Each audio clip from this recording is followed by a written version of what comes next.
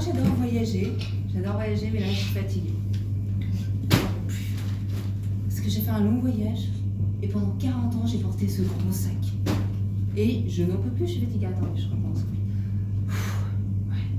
Vous voulez savoir ce qu'il y a dans ce sac? Oui. Attendez. Mais est-ce que vous voulez savoir ce qu'il y a dans ce sac? Oui. Oh, que vous êtes curieux. Eh bien, je vais vous montrer ce qu'il y a dans ce sac. Je déballe mon sac. Dans ce sac, tout ce que j'ai porté. Alors, puis vous allez en profiter. Hein. J'ai porté. Il y en aura pour tout le monde. En fait, j'ai porté des choses qui ne m'appartenaient pas. Ça, c'est des croyances, des peurs familiales, des trucs qui collent bien aux dents, et qui sont là et qui n'appartiennent pas. Je vous les distribuerai après. Et puis il y avait d'autres choses aussi. Ah oui, sur mon chemin de l'enfance et jusqu'à très très tard. Oh, des injonctions. Sois parfaite, fais plaisir. Oh ça, c'était vraiment mes doudous. Hein. J'ai bâti ma vie là-dessus. Voilà. Qu'est-ce qu'il y avait d'autre? Ah, celui-là, je l'aime bien. Dépêche-toi, dépêche-toi. Oh là là. Celui-là, je l'aime beaucoup.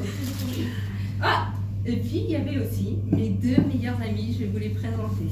Alors, oh, Madame la honte. Alors, elle était tout le temps sur moi, hein, parce que j'avais honte d'être moi, d'avoir mon physique, on me faisait sentir que c'était pas complètement ok d'être moi, donc j'étais là, oh oui, j'ai bien intégré ça. Et puis l'autre, l'autre j'adore, c'est la culpabilité. Voilà, la culpabilité. Alors, elle était très drôle. Puis alors les deux, elles aimaient bien se mélanger.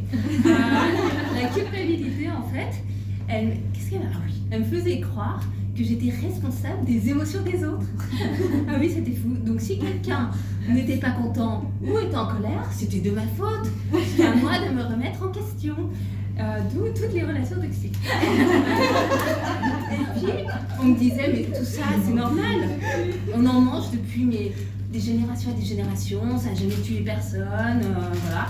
Et on m'a dit, c'est super convivial. Donc,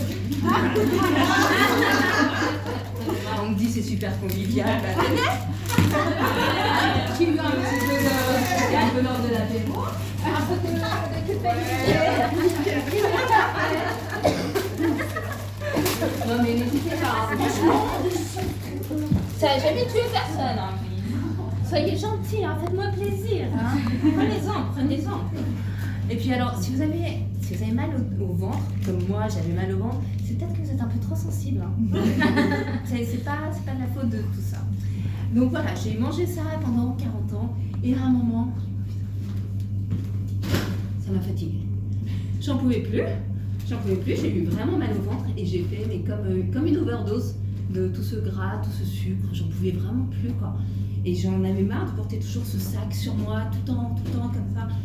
Pourquoi je faisais ça? Mais c'est parce que moi je rêvais d'être aimée et donc je m'adaptais, je me suis adaptée et j'essayais d'être aimée. Spoiler alert, ça n'a pas marché.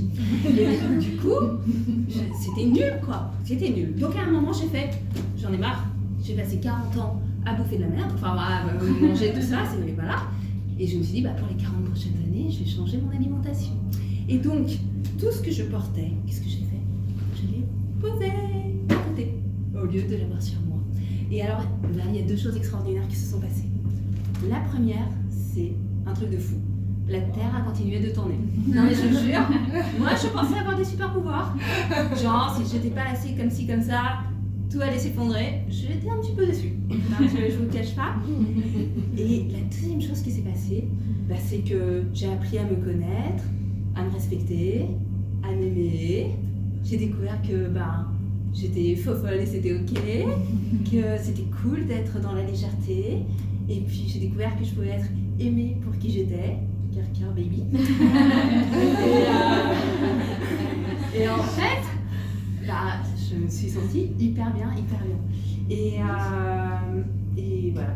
Et moi, j'avais envie de vous proposer une expérience, à part cette expérience culinaire intense. Hein. Est-ce que ça vous dit de vous lever? Ah, voilà. gros défi, gros défi, gros défi. Ce que je vous propose, c'est d'imaginer que vous avez un sac. Parce que peut-être que vous aussi, vous portez des choses qui ne vous appartiennent pas complètement. Est-ce que ça vous dit de fermer les yeux, prendre une grande respiration et d'imaginer que vous mettez dans ce sac toutes vos peurs, tous vos les traumas, toutes ces injonctions, on n'en veut plus. Ce sac, il est lourd, mais je vous propose de vous aussi le poser par terre, doucement, sans cogner votre voisine. Voilà. On le met sur le côté, car on n'est plus obligé de porter. Et maintenant, vous pouvez ouvrir les yeux, prendre une grande respiration, faire les fous comme moi avec moi, parce que c'est là qu'on se sent bien. Et je vous souhaite un très bon voyage dans le pays de la légèreté. Et